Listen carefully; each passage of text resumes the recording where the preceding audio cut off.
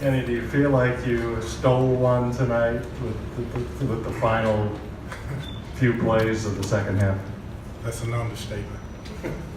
I can tell you this, Vanderbilt really outplayed us tonight, but we had a couple guys and their will to win was unbelievable. Shea Alexander, what he did down the stretch of that game, for a freshman in college to walk in these doors and on the biggest stage in college basketball and play against every night teams that are geared to beating you and that's living their whole basketball career to beat the Kentuckys in the SEC. For that kid to come out and fight the way he did for us to win, says a lot about him. There was adversity throughout the game for him, kept fighting. Same with Kevin. The way Kevin finished this game, opposed to the way he started it, big for him. Because there was pressure on him. As an example, a kid comes off a game where he has 34 points. He's second guessing. Am I expected to do this every night? Well, as you see, the answer is yes. And sometimes it doesn't go that way. Brian? Coach, you guys are down 14 and immediately you go on the attack. And also with Shea attacking, are you surprised that no one hardly can stop him once he gets going to the basket?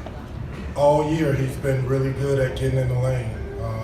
We chart lane touches, and every game he is our #1 guy that touches the lane. He's a really good player. He's hungry. He's a high character kid that comes to work every day and smiles. And I mean, it's an example of why you come to this school and develop and learn and to be the best. Kyle? Kenny, how significant to you is it that Quade Green, a guy who lost his starting job to Shea, for one reason or another, and Shea has taken so much shine, and tonight was having so much shine, is the guy who then makes the winning play and gets to be at the bottom of that dog pile? I don't know exactly how many seconds was on that clock when he got the layup, but how about his poise? There's a lot of other things that he could have done. And he had the poise to drive that ball to the basket and roll the ball over somebody's head and lay it in the basket. I mean, that shows his maturity as a player and made a big play in a tough situation. Larry? Kenny, could you talk about up until 30 minutes or so, what was kind of wrong with your team? And it seemed to lack energy, focus, execution. I don't know, you tell me. We're trying to teach young kids toughness, mental toughness, physical toughness, toughness to, through adversity, to play the game with a fire, with a desire, and a will to win, a will to dominate your position, a will to play together and no matter what the other team does, no matter what calls go against you, you fight to get that win. That's what we're teaching. At times, it's hard because you're dealing with young kids' emotions. On the floor, you can see it. There are guys out there that's not having success. They put their heads down.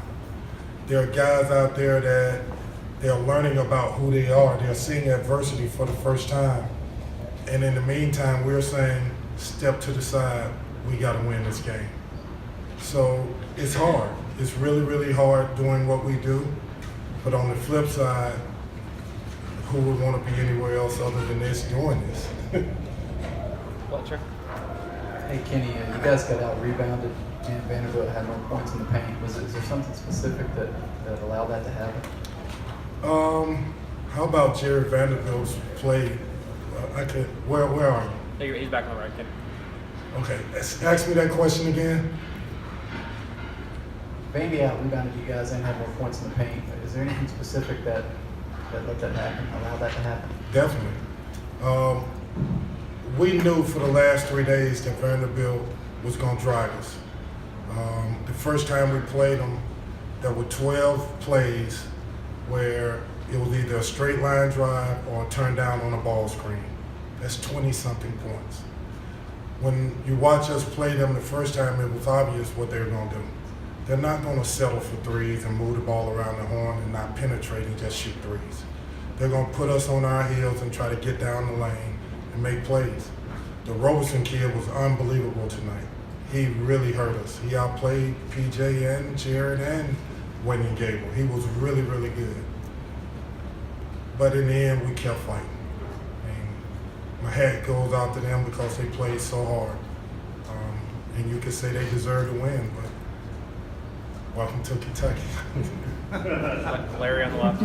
Kenny LaChance and Roberson both had 4 fouls for an awful lot of the second half. Were you trying to go at them and get a 5th foul on them, or not?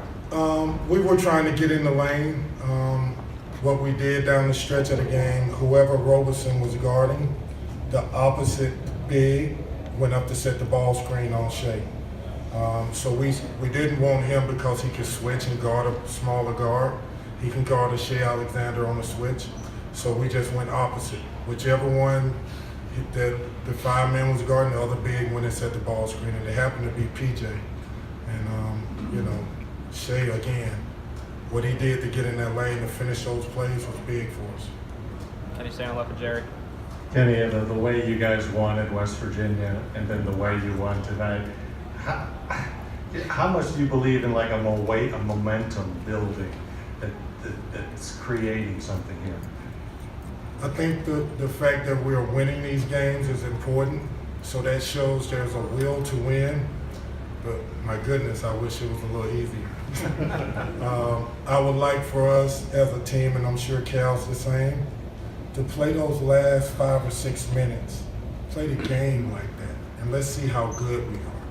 Let's all 12 guys or 14 guys that suited up in the jersey, you step on that floor, all of you guys are playing 40 minutes of basketball the way you ended that game, the way you ended the 5 minutes at West Virginia. And let's see how good we are. If we can figure that out, man, we're going to be tough to beat. 1 or 2 more. Go, Daryl. Kenny, with about 9 or 10 seconds left in regulation, y'all needed a 3 to tie, but they gave Quade the lane. He drove and scored. You found. I'm just curious, what's the strategy that late in the game when you go for the tie or go for whatever you can get? We took, he had a wide open lane, take a quick 2 or get us a 3. Quick 2 was there, he took it. That was time for us, obviously, to get the basket, get another foul. It worked out. It was really good. Last one here, Curtis. Kenny, is there any kind of worry that this teaches young guys it's okay to fall behind 2 straight games, going down double digits, or are you just happy with the fight? I'm not happy at all. I'm sure Coach Cal is not happy at all. We are thankful we won the game, but the coaching staff's not happy because we're trying to trend in a direction. We're trying to build this team up to play a certain way to be ready for SEC tournament play, to be ready for NCAA run. And to be honest with you, the way we played that first half, tentative, not aggressive, not communicating on defense, defensive lapses. You're going to get beat if you're playing tournament basketball like that. So are we content? Not at all. Will we be harder on the players? Believe me, we will. All right, thanks, folks.